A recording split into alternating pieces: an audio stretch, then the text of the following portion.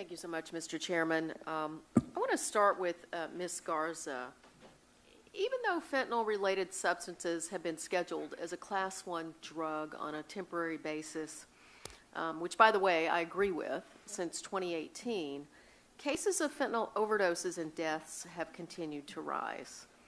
For Ms. Garza, and perhaps Mr. Archer as well, clearly that scheduling it as a Class 1 drug is not the silver bullet that some politicians would have us think that it is. And, of course, it feels a little bit like Groundhog Day here in Texas because we've had these conversations on heroin, on cocaine, and so many other drugs. Do either of you have any input on some of the mistakes that Congress might have made in our approach to the opioid crisis? I will go first. I think it's very clear that criminalizing this is not going to create a solution. We, again, have to have a public health response to a public health issue. And providing counseling, which I'm sure Mr. Archer can speak more to, providing treatment to individuals that are addicted to opioids is the right course. I mean, this is what we should be focusing on, is treatment as a public health issue. Mr. Archer, anything to add to that? Sure. I mean, I would agree. I mean, I think that we, from an addiction perspective, and I'm sure some of the stories we've heard today, patients with addiction carry a lot of shame, and it's not needed. It shouldn't be that way. An addiction patient has typically a biological and a genetic disposition for this. But I would say this is also a father of four and someone who has been unable to remove social media from my daughter's phones. I do worry deeply about these other forces that are moving around. So I would say I think both sides of this are important, and I would continue. I think this committee has done some I think very meaningful work around medication-assisted treatment, parity, and other areas.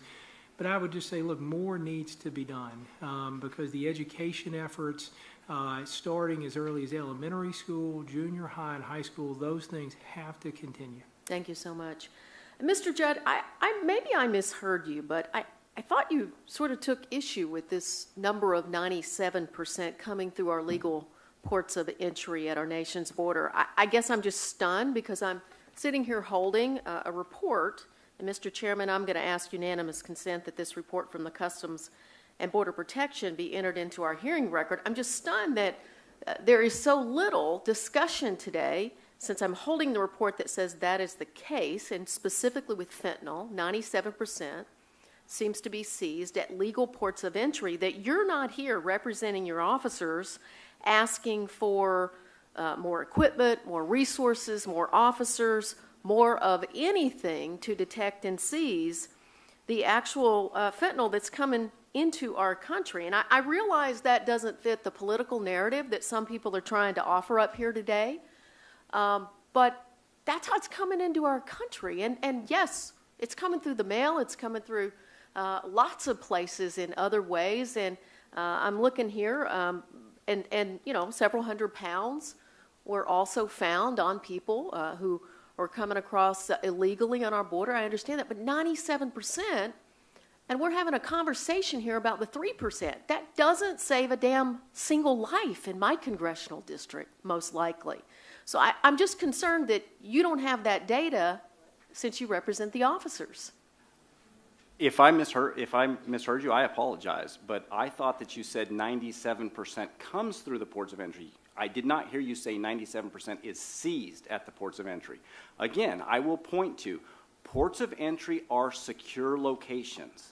That's what they are. You can schedule traffic to come through. CBP can even shut down lanes if they need to, and they can go through all of the vehicles.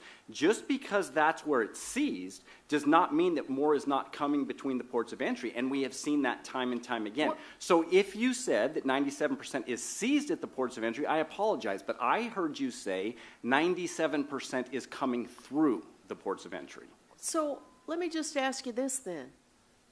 We don't know how much is really coming through our ports of entry. We just know how much is seized there.